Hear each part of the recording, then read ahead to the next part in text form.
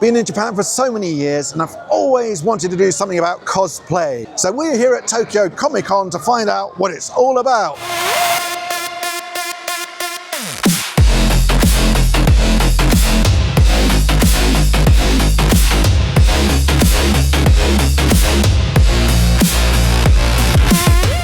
Comic Con in Tokyo, which is the biggest it's ever been, and I've never really understood why it took off. But like people in most of the world, I always thought it was a bit kind of childish or silly even, but it's so huge in Japan, there must be something more important, something economic, more fundamentally satisfying behind this phenomenon. We're going to find out.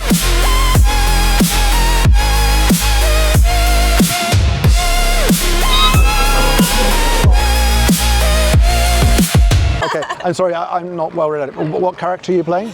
This is Jill Valentine from the Resident Evil series, or otherwise known as Biohazard here in Japan. Yes, I've actually interviewed Mila Djokovic. No way! Yes, yeah. I'm gonna freak out. Oh my gosh, that's so cool. Yeah, for something for another channel, but anyway, yes. Amazing. How long have you been in cosplay here?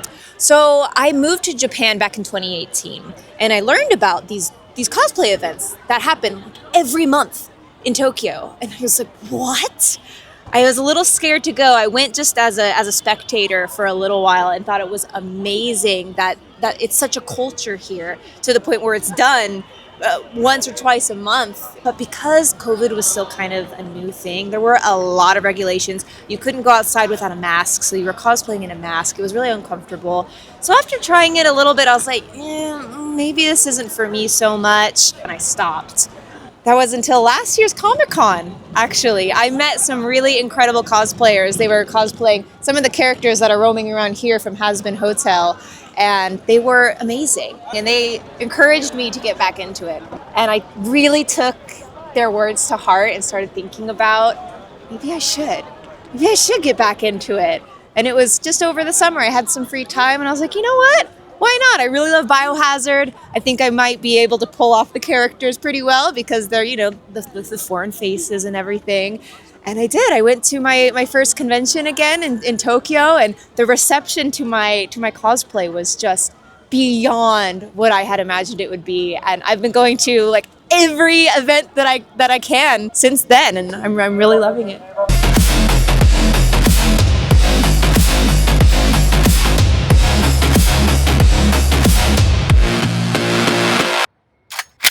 Let's finish this.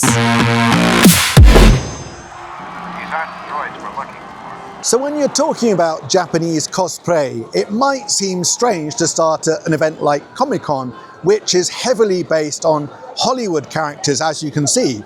But actually, that is how cosplay started in Japan. This event started in San Diego, California in 1970 when a bunch of American nerds got together just because they wanted to dress up together and meet like-minded people.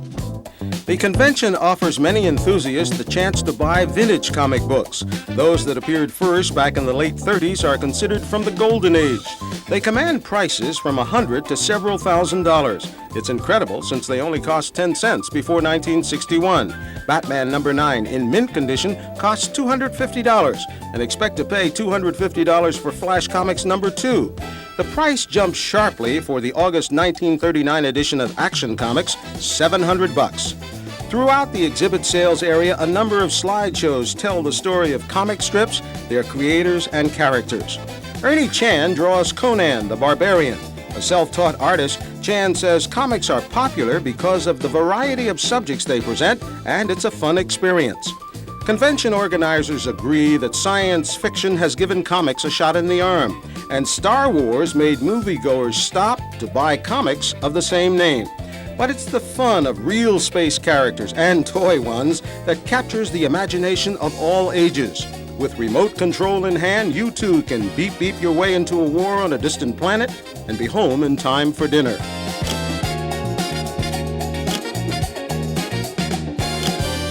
And it wasn't until a Japanese journalist went and covered it in the 1980s that the term cosplay came out. Japanese always shorten English words. And cosplay took on a life of its own in Japan, inspired by anime and manga, and it spread out into Japanese society to a far greater extent than costume play ever has done in America.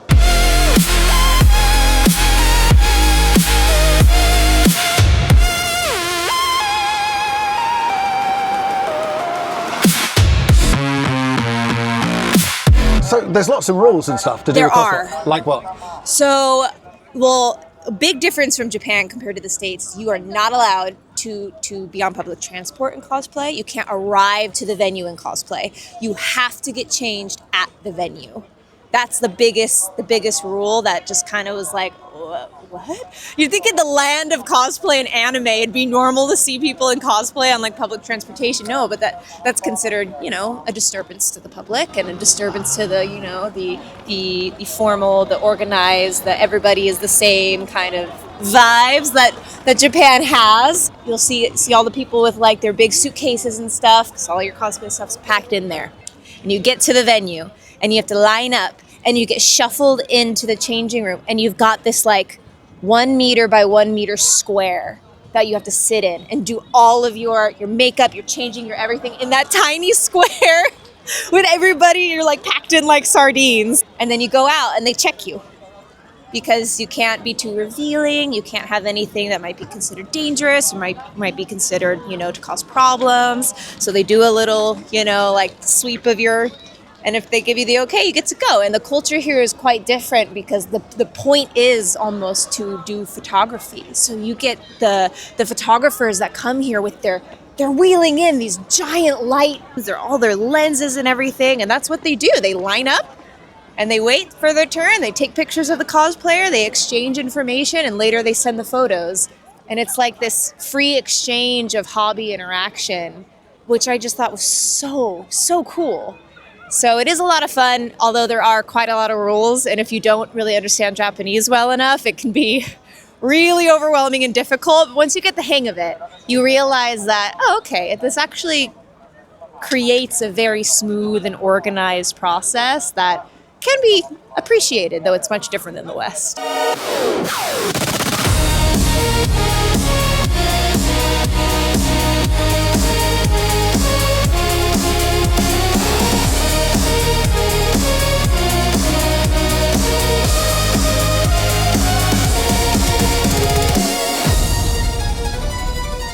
So did you know that in Japan there's actually a physical market where you can buy the ability to have a signature with and photo with real life celebrities? There's Johnny Depp here for $500 you can pay to be pictured next to Johnny Depp. Then there's others like Christiana Ricci and Elijah Wood. I mean, they're like $150, $200 for a personal photo next to them and a signature.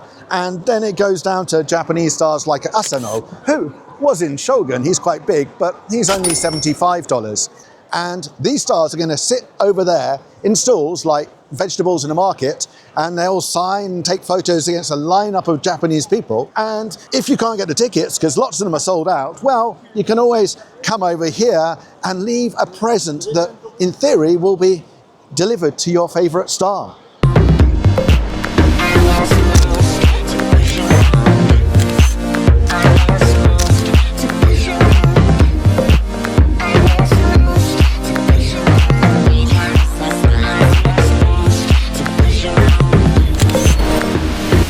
So I wasn't ready for the scale of this. I almost feel sorry for Hollywood celebrities. Can you imagine having to wait and sign up and do photos with like hundreds, no, thousands of people like this, one after the other?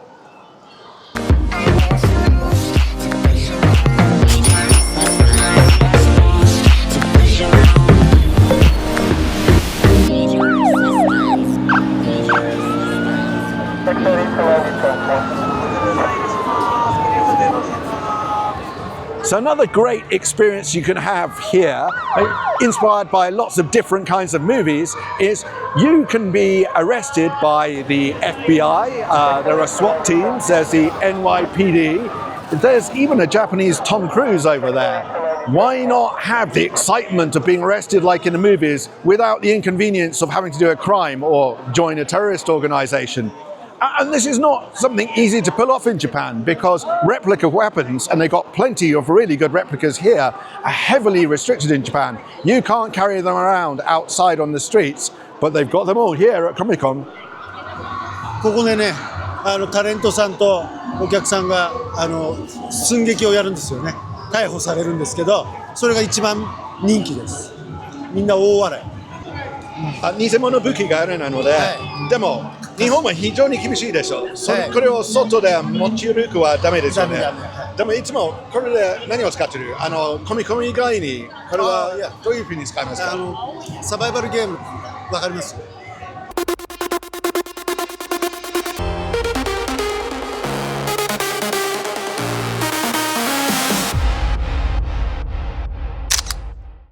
？The good side is the standard is pretty high. Yeah, how does that compare? Yes, that's also another thing. When I was cosplaying back in America, the atmosphere is so much more like free and fun, and like we're all doing this for the love of the characters. We're here to have a good time, play around in our characters. You will not see that much here because it's taken very seriously. There's a very high respect for what cosplay is. You know, it's a way to show respect for the character, respect for the genre. You won't see as many people kind of goofing off as much because you don't want to put a bad like reputation to the character, spread a bad image for the character, so you don't see that as much. And it is considered, you know, there is a certain standard of quality that's expected, although it's kind of one of those unspoken things, but it is expected that you put effort into it, but it definitely creates a sort of environment where some people feel like they can't cosplay, they wouldn't be good enough, people who are a little self-conscious, and they'll see somebody else who's really, their quality is really high, and they'll feel really like bad about it and ashamed, which is sad because I believe cosplay should be for everyone.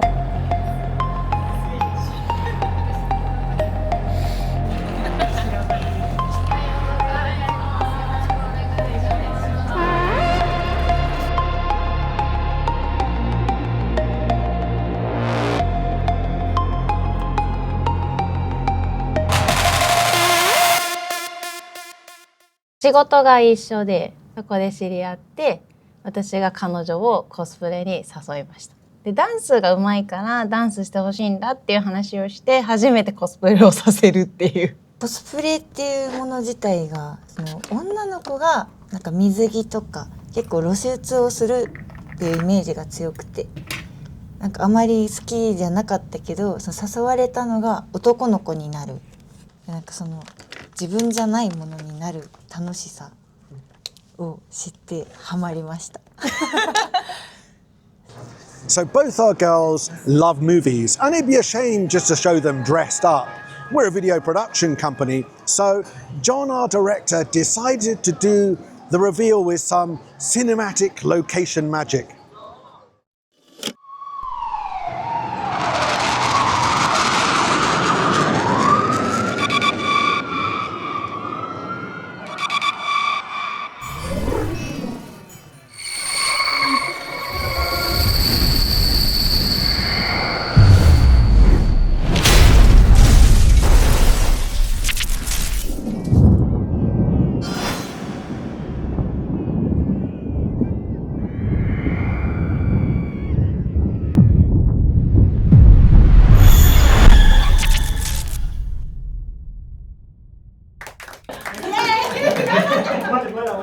どうして変身するのか、一時的に全く別人になりたいか、あるいは本当の人生から逃げているか、どうしてやってるんですか？小さい頃からなんだろう、演技とかその女優さんになりたいとかそういう夢があって、多分自分じゃない何かに変わるっていうのにずっと興味を持ってて、やっとたどり着いた。例えばよく聞くは、女の子はメイクをしたらやはり別人の反応は本当に違うと感じます。それはそうですか？なんか私はそう別人になるっていうところを目標にしてるから、あなただったのみたいな反応をされるとすごいよっしゃみたいな。今の翔子の方が綺麗だねとか強そうだねって言われると、やった変われてるんだって思って、私はすごく楽しくて。その褒められてちょっと嬉しくなってよりもっと頑張ろうみたいな思えたりします。普通の社会にこの格好して普通の社会に立つことはありますか？ないです。どうしてしないですか？なんか普通にしてたらいつもの自分と変わらなくなってしまうから、特別な場所で違う自分になるっていうことに私はすごい意味があるかなって思ってるから。特別感、非日常を味わえるから、やっぱそういう特別な場所で特別な日に変身して。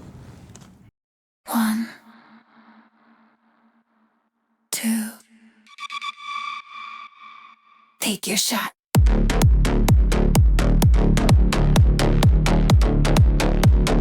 Random moves, perfect frame, no rush, all mine. Papa, papa, rush. Tomate, step. Tsugi. So, putting on costumes gives you more confidence, and that's probably why karaoke clubs around Japan rent out costumes. I mean, rather than embarrassing yourself in front of your colleagues, you can sing through an alternative persona. You can put on a facade of the confidence of your costume when you're actually curling up with embarrassment inside.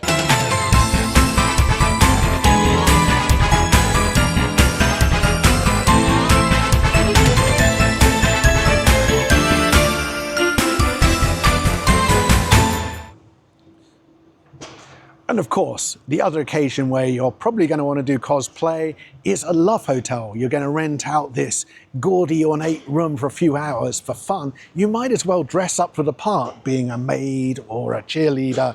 Of course, the costumes are going to be brand new, don't worry. They don't rent these costumes out to the next person.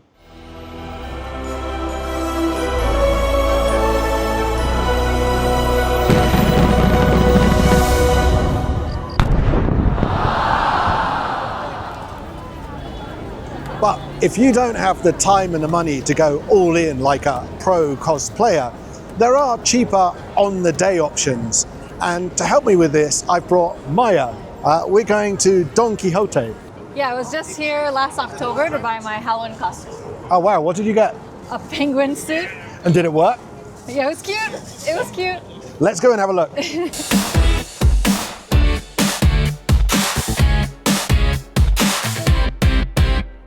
To pick out ones that people usually choose for parties or whatever. Well, the maid, it's got to be a maid. Yeah, maid is really popular. And And we should have a nurse in case someone gets sick. everybody likes nurses. Yeah. Actually, it's strange. Why are there no men's costumes here? Well, they could always wear the big size ones. The Pokemon. Okay, let's skip on that. Let's see what else we need. Oh, we should get the student costume. This is really cute. These Of are course, cute. people actually wear that sailor uniform in real life. Yeah. The uniforms are real in Japan. Not from Don Quixote, though. And how about a cheerleader? Oh, yeah, that's fun, too. I hope they come with pom-poms. Okay, I think we've got a full set of the most usual costumes here. Yep.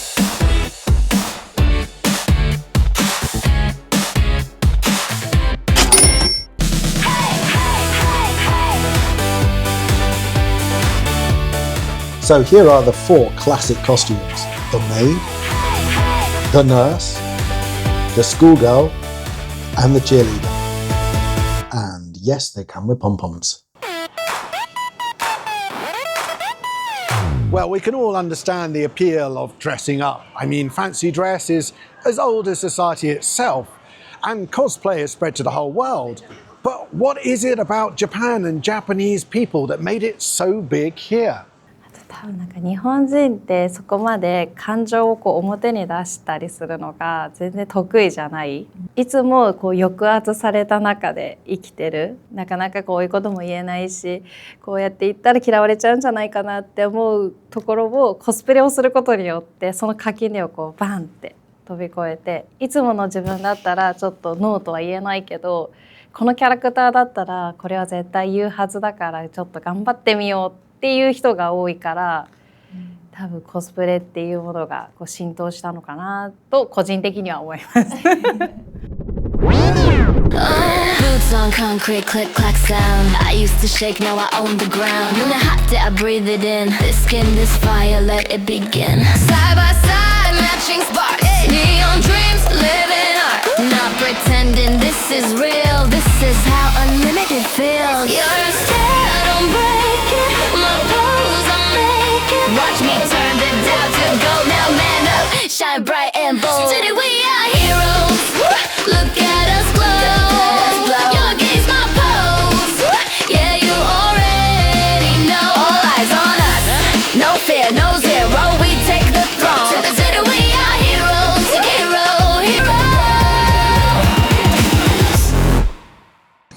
Well, thanks for coming with us on this trip through Fantasyland. Like and subscribe, and tell us what other aspects of Japan you'd like us to cover. Today